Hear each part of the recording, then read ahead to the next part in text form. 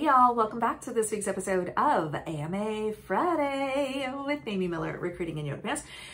This week, we are going to talk about going viral.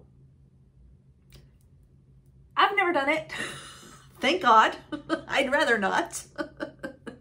But I do want to touch on some of the stuff we've seen in the news lately, we've seen on social media, pop culture, all kinds of weird antics that people are up to professionally as well as personally, because even going viral personally can bleed into your professional life. So is it worth the risk? What should job seekers do? And how important is it to get a bunch of eyes and a bunch of comments and a bunch of DMs and a bunch of just activity on your posts and things? I am very intentionally not going to name names or specific identifying information. I imagine that many of you will be able to piece together who I'm talking about just from what I do share for illustrative purposes, but I'm not trying to like point fingers or shame or in any way be negative, all right? I think there's some people, I'm gonna guess most of the people who've gone viral in these ways didn't want to or didn't plan to, or that wasn't the intention. So there's also kind of this like unintended consequences that we have to be mindful of as well. So anyway, we're going to dig through it all. I think a lot of times as job seekers, we fall into the trap of, well, I just need to get noticed and I just need to be creative and I just need to put my resume on a cake. And, you know, we wanted to do these crazy things that we hear about and read about. I just don't know if the result is there. And that's what we want to dig into, okay? So as I'm kind of marinating on this, there were 3 specific instances that came to mind, both kind of touching professional as well as personal spaces. One is obviously the cake resume. I think we all heard, this has been a couple of years ago now, but someone had their resume printed onto a cake and delivered to a very large company headquarter. It went crazy viral. I think this person was interviewed by multiple news outlets. I think even the Uber driver that delivered the cake also got interviewed by, you know, some press, and it went pretty wild. And so of course a lot of people were like, oh, that's it, I gotta put my resume on baked goods. No, would rather you didn't. I made the joke only, you know, half kidding that I have trust issues and I would not eat a cake delivered by a stranger because, you know, you just never know. Did they haktua on it? I don't know. Oh my God, that's another example we're gonna talk about. So my point in that, like, was this person hurt in the making of this viral, you know, moment in time? Probably not. The last I remember hearing, it didn't result in interviews or offers. I could be wrong on that. If y'all have data to refute that and say, oh no, Ames, this actually was the result of it, and because of this action, this person landed, you know, this gig, cool. I would love to learn more. I did not research too deeply. But I think what we saw was a lot of like, you go job seeker, you know, that's the way, stand out, be creative, you know, the attaboys, the backpats, but I didn't see anything past that. Did any of those individuals offer this job seeker an opportunity? To the best of my knowledge, I don't know that that happened. I'm willing to bet that any positive momentum and activity that they did gain post resume cake was simply because they're probably really talented with a solid resume and just applied to the right job or got the right referral. I think the outcome likely would have been the same whether they put their cake on a resume or not. My 2 cents.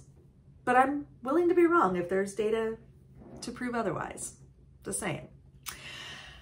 Second example, we have all probably heard of the young salesperson early in career. I shouldn't say young. Everybody's young now. I'm 50 now. Everybody's young next to me.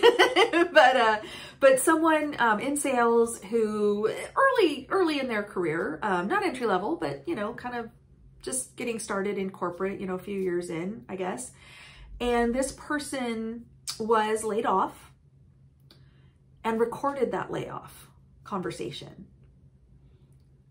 and posted it on TikTok. And from there, went everywhere. Now, being laid off is a traumatic experience. When I was laid off, I cried. I was not in any way, shape, or form capable of forming a sentence, let alone recording a video. So props to that individual for keeping their cool, but couldn't be me. I was not okay when I went through it. But we all have different ways of responding to those kinds of things. My broader point. So now this is quite visible. This is like, everybody knows this story. Everybody's seen the video, again, tons and tons of the attaboys and attagirls and the accolades and that'll show them, and, stick it to the company and you're going to do amazing. And, oh, any company be so lucky to hire you. And we saw just thousands and thousands and thousands of well wishes and promises and accolades and suggestions and referrals. And 6 months after this viral moment, this individual is still looking for a job. 6 months, not a long time in this market, sadly. So I don't want you to take away, oh, well, going viral hurt this person's chances and that's why. No, I don't think that's true. I think this person is still unemployed, probably in large part because the market sucks, okay? So I think that's part of it. However, friends, this is just me being straight with you, okay? There will be, whether we agree or not, whether we think it's fair or not, my personal opinion on this does not matter, and I'm not going to share it with you. But there will be a not insignificant number of potential employers, potential managers, even potential peers, recruiters, you name it, people involved in the hiring process who will say, yeah, not gonna be good for what I'm hiring for.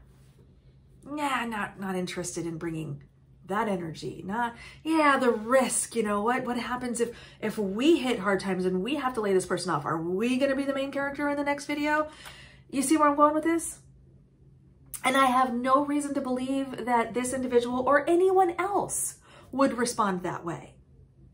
But when you put information out into the world via social media or whatever, that is what someone knows about you. So if you've lived a relatively quiet life and no one has heard of you outside of your immediate circle, and all of a sudden you have this one big viral moment, you are now potentially forever labeled as that person who did that thing. We've seen it also recently, a viral moment. A young woman was out with her friends, partying, doing the things we all probably did at, 21 or however old she is. And a risque comment was made. That is now this individual's online identity.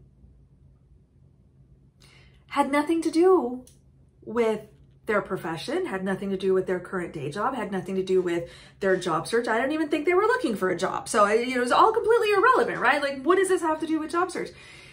My point is, this is now what you're known for. So here is my caution to you, friends, okay? I'm not gonna suggest you shouldn't go out and party. I'm not gonna suggest you shouldn't get creative with your resume outreach. I'm not gonna suggest you don't deserve to ask questions and even share your experiences on social media. You can do all of those things. The question I want you to ask yourself when all is said and done, what now do people know or believe about me?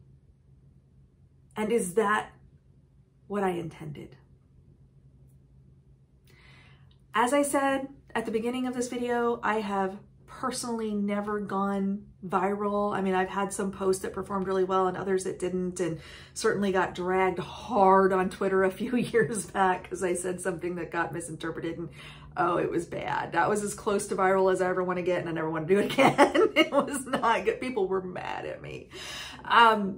But the bigger picture here is, what are people going to take away? And that's how I want you to think about framing your future content, your job search, sharing your struggles, asking for help. All of those things are fine, but it's how we do it and what is the taste that's left in someone's mouth after they've consumed my content.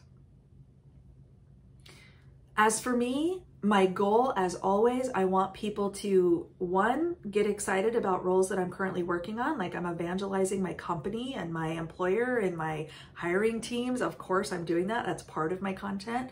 The other part is, wow, Amy's a recruiter who actually cares. Amy's a recruiter who shares a lot of really transparent, truth about recruiting. Like, that's what I want people to take away. Hopefully I get that right more often than not. I'm going to have moments where I slip. I'm going to have moments where I take the troll bait, even though I know I shouldn't. Lord help me. I'm working on it. There's some fights you just don't want to get into. Matter of fact, let's touch on that. I know we're at time, but I want you to see this sticky note that I keep on my monitor. Hopefully you can read that. Okay, this is a reminder to myself as well as all of you. Okay, there are people waiting for you to fail. Don't give them oxygen. All right. Is that helpful? I know it's very easy to fall into the trap of like, pew pew, stick to the man, corporations suck, down with the oligarchy, whatever. Whatever. What do I want people to know about me? Final thought. Words are words. You can get all the backpats, accolades, positive thoughts, cheery DMs, all of those things. Ultimately, they're just words. I would rather have 4 quarters than 100 pennies. Because with 4 quarters, with 1 quarter, I could actually buy a piece of bubble gum. Okay, that analogy is falling apart. but you see where I'm going with this? Like, I would rather have quality in my connections, in my outreach, in my responses, than just 100 people cheering for me from the cheap seats, but then not actually doing anything to help me. No more words, lots more action. All right, friends, not our usual video, but hope it helped. Thank you, all 10,000 of you who have subscribed. We did it. We'll see you next week.